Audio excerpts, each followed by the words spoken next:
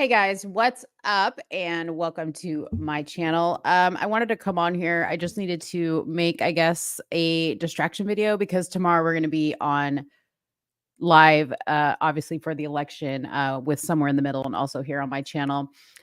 So I wanted to make kind of somewhat of a distraction video, but somewhat of a video that's going to kind of lend to how you vote, because I saw something that was a little bit disturbing over the weekend. And I had also been sent a story about another girl, actually here in Texas, that died of sepsis after having a miscarriage outside of, I'm sorry, not a miscarriage, an abortion outside of the state of Texas and having complications due to that abortion.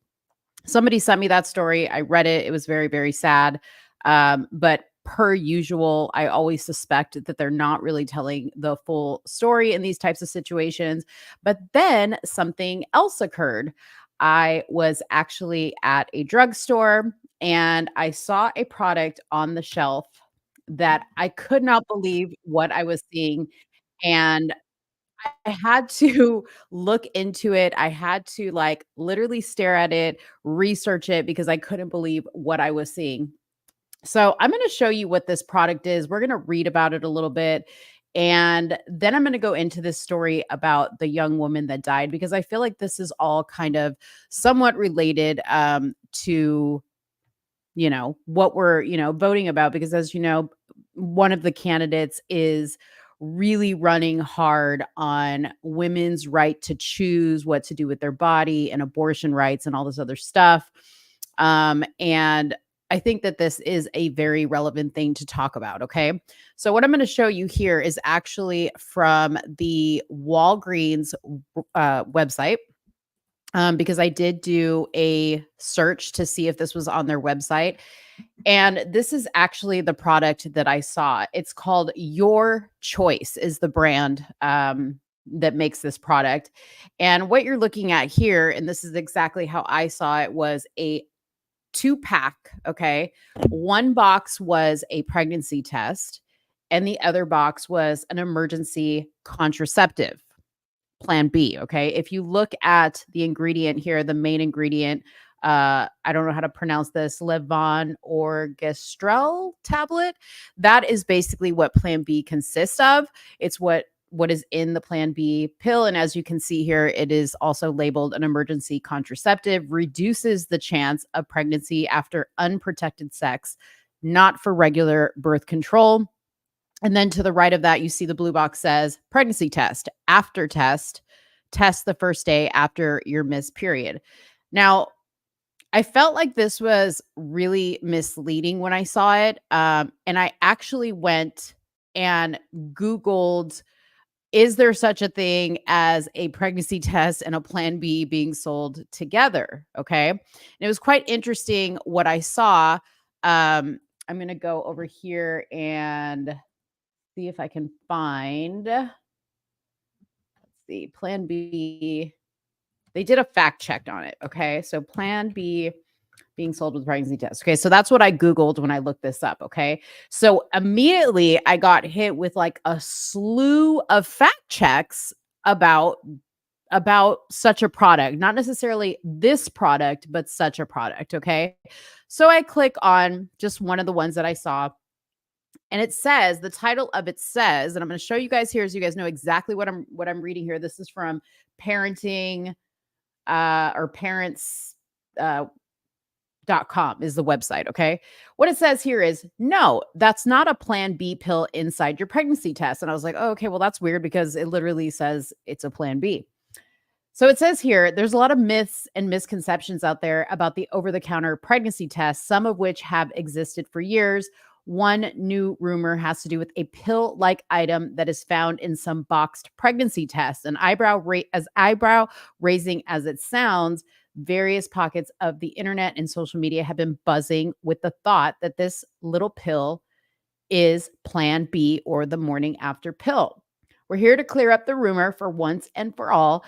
Yes, there is a tablet that can be found inside the plastic part of some of the over the counter pregnancy tests if you take it apart. but the tablet is not a morning after pill and is not meant to be eaten. Okay, so I stopped right there because I was like, okay, what they're talking about is the little like preservation thing that they put inside food products and obviously things like this or medication to keep moisture out. So I was like, okay, that's not what I saw.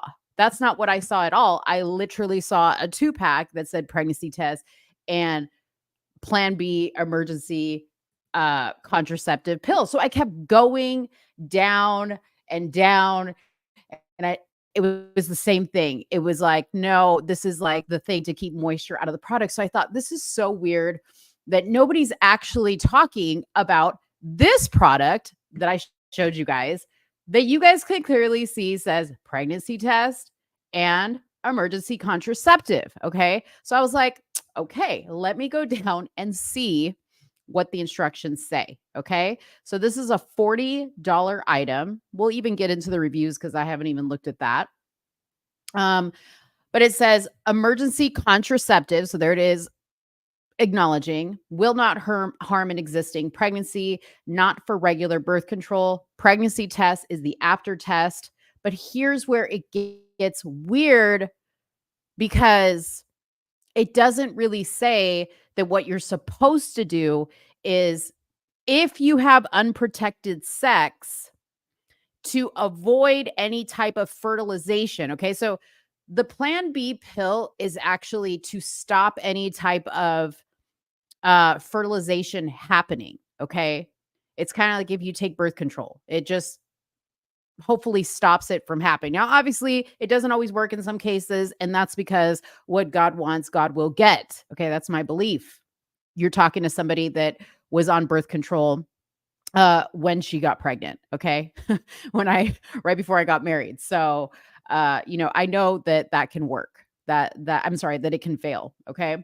But this is where it gets weird because this doesn't do a really good job of explaining how you're actually supposed to use this product. So it says here is under the after test section, it says test the first day after a missed period. Take as soon as possible within 72 hours, 3 days after unprotected sex. The sooner you take it, the better it will work. Okay, but this is under the after test, not under the contraceptive. Notice under the contraceptive, there's 2 bullet points that will say will not harm existing pregnancy and not for regular birth control. Okay.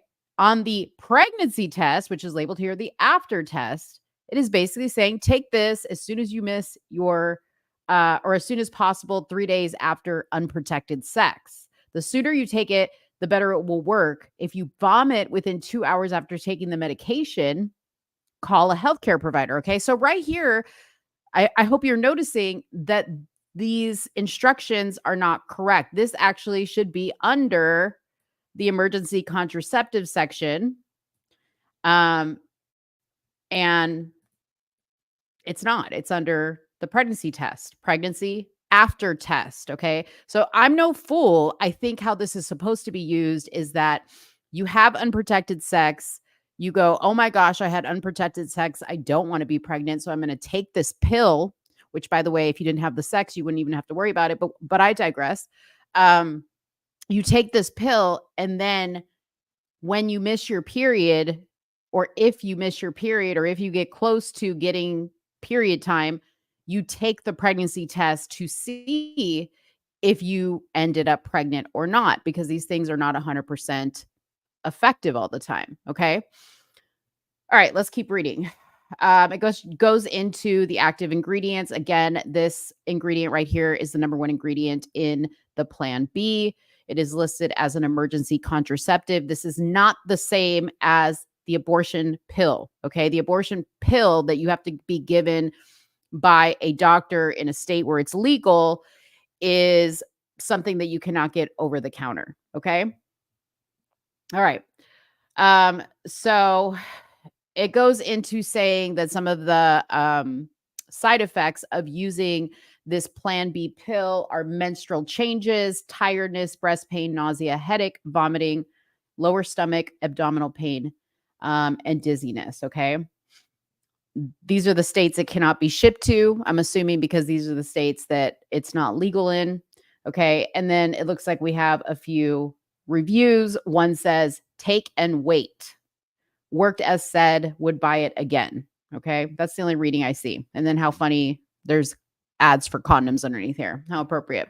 Okay. So let's go into this story because I wanted to set it up talking about this product because I have a few things to say in regards to this story. Okay. So here is the story of the Texas teen who died after trying to get care in 3 visits to an emergency room. Okay.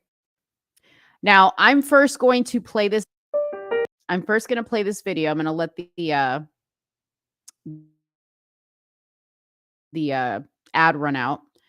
And then we're going to talk about this after you hear what this report has to say. Okay.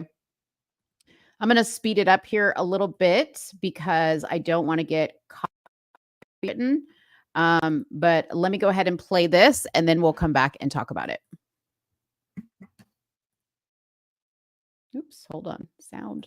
Care in Texas. Now, earlier this week, we heard the story of Josely Barnica, a 28-year-old mother who died of sepsis in 2021 after being denied an abortion and contracting an infection when she suffered a miscarriage. And now, journalists from ProPublica. Okay, so I just want to clarify because this is moving fast. She was denied an abortion because she's in Texas, and those are not legal here.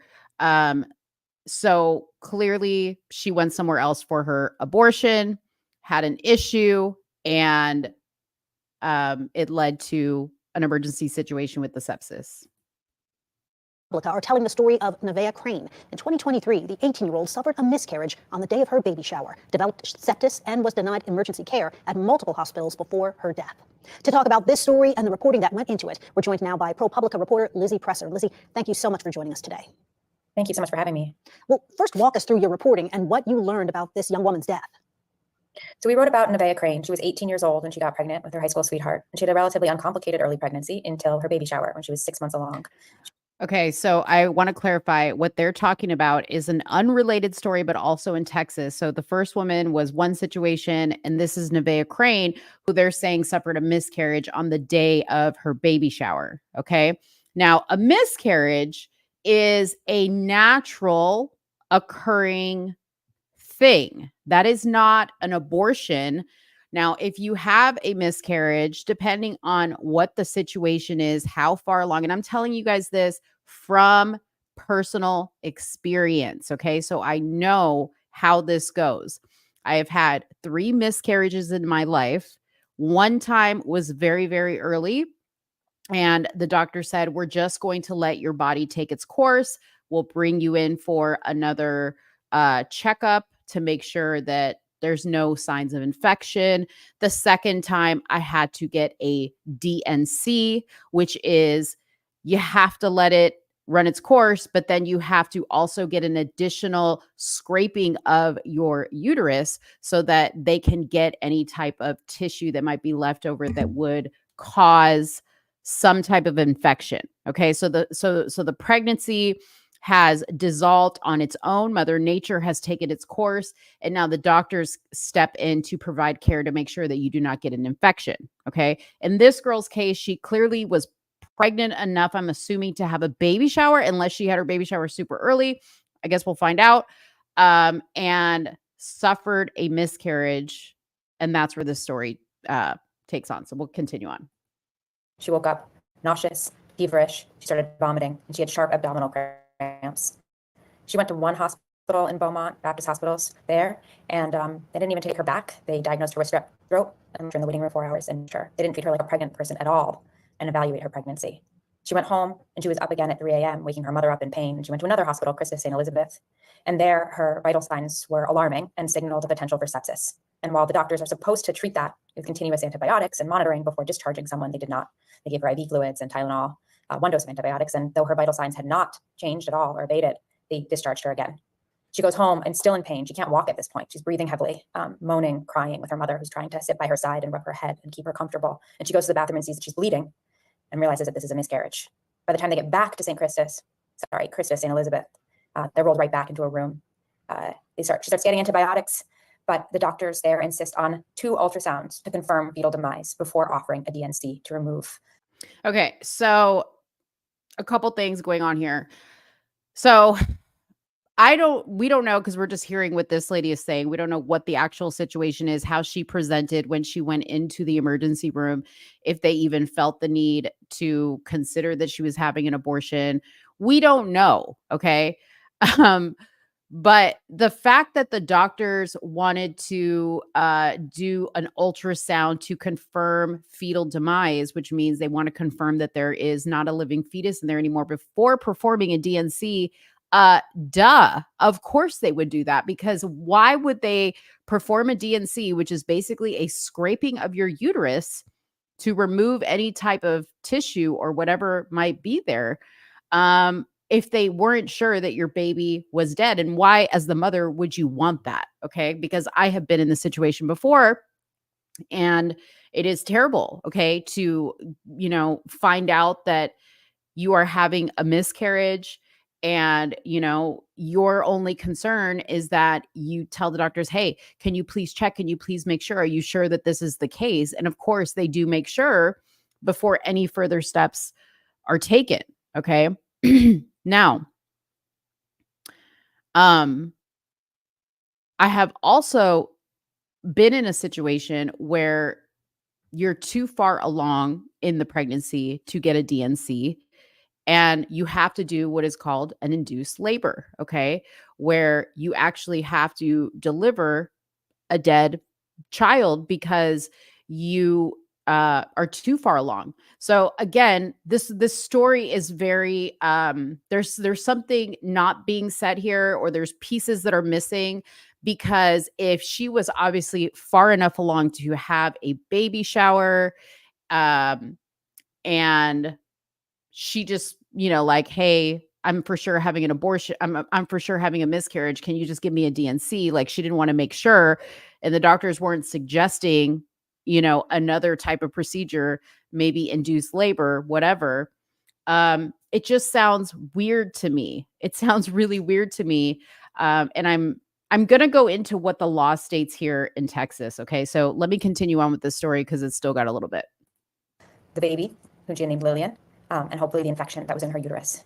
But by that point, it was too late to save her. Her sepsis was too far along, and she had developed a bleeding disorder. She died several hours later. And the other question is, was the sepsis in relation to the pregnancy? We don't know what else was going on. So clearly, the sepsis came before the actual signs of the miscarriage happened. So we don't know a lot of details there. There could have been another pre-existing situation. I don't know.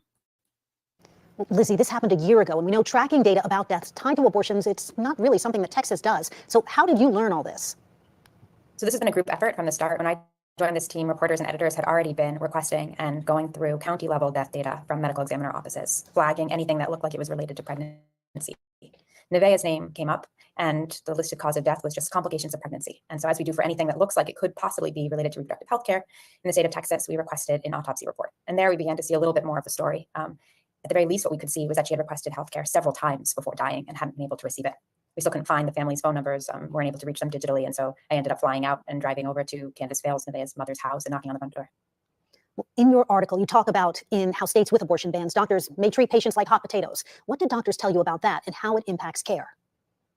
That's one of the things that we were really trying to drive home with this article. Right? What you can see with a story like Nevaeh's is how quickly a life-threatening illness can set in.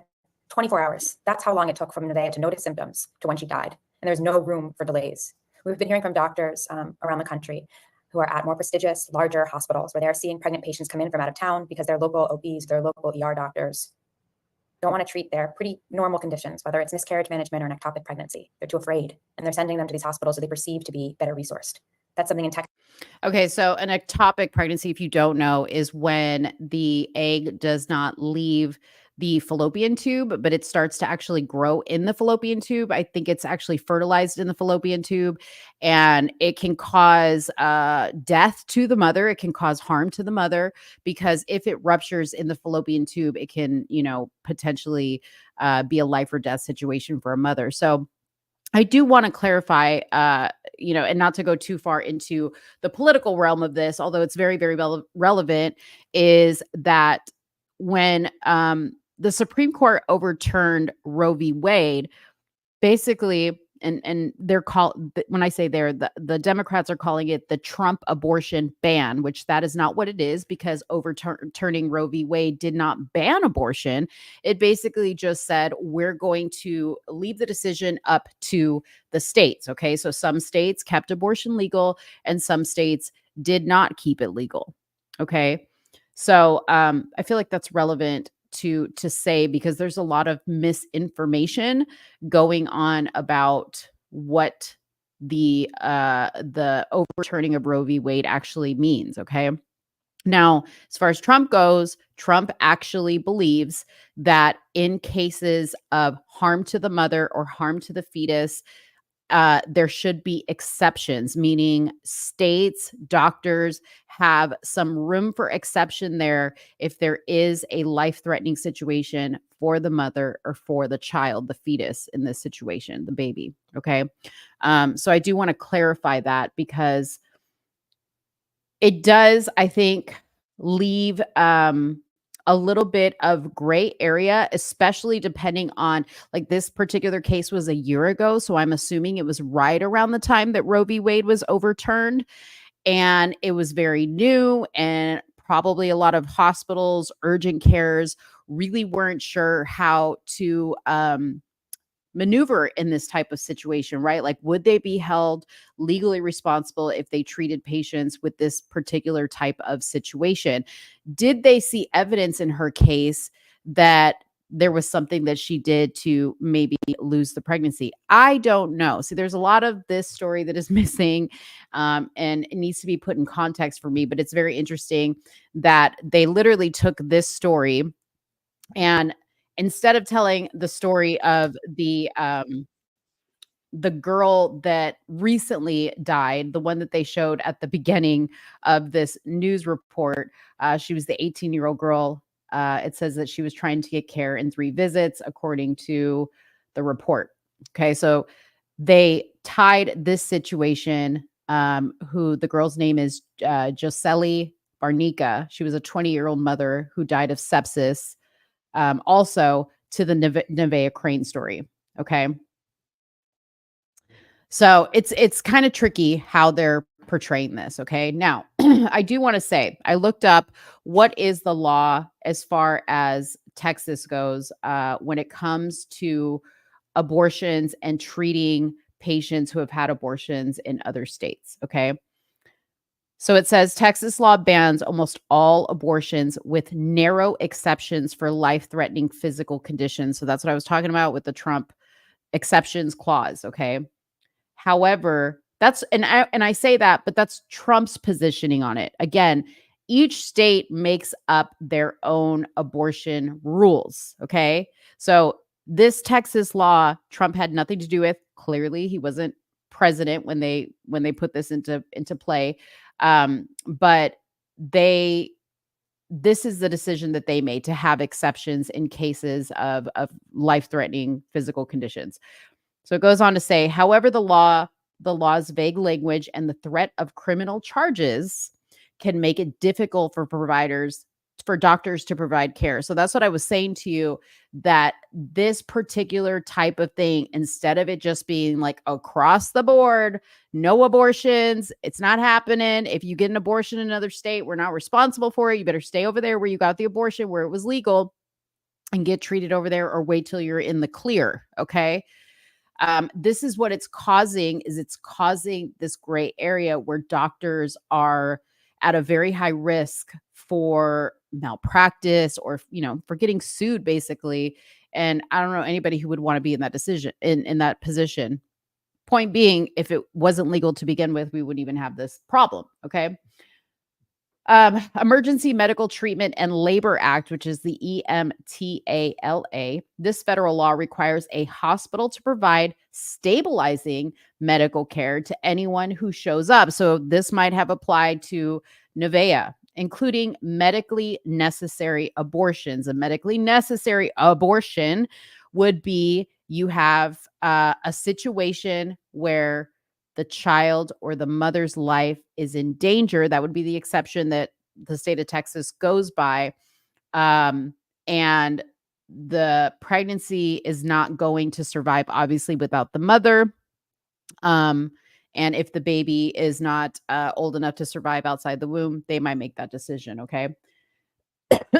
Again, this in no way reflects my personal views.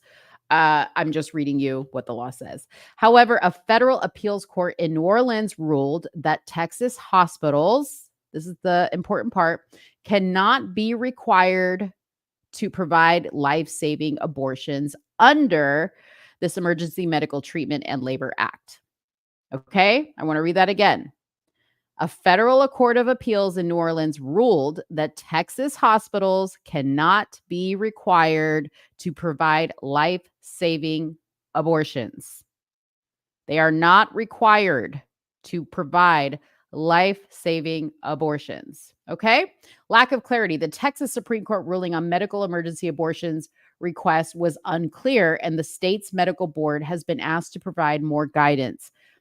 Some say that the law can't outline every possible medical emergency, and doctors have the power to make the final decision. Okay, so it says some say, so that's an opinion out there.